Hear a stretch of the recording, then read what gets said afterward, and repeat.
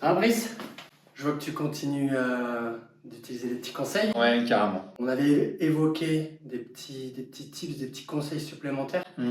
Je te montre ça? Allez, c'est parti.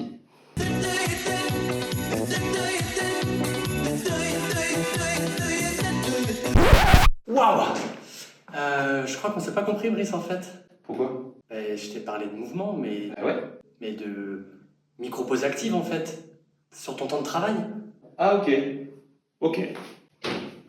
Je vais pouvoir te proposer deux choses.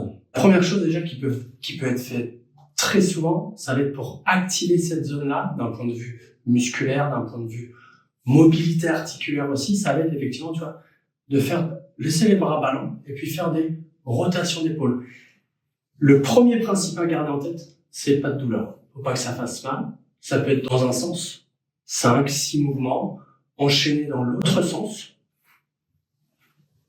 d'avant en arrière, voilà. Et puis ça peut simplement être monter les épaules vers les oreilles, simplement. Et une deuxième chose, ça va être d'incliner la tête d'un côté. Ok.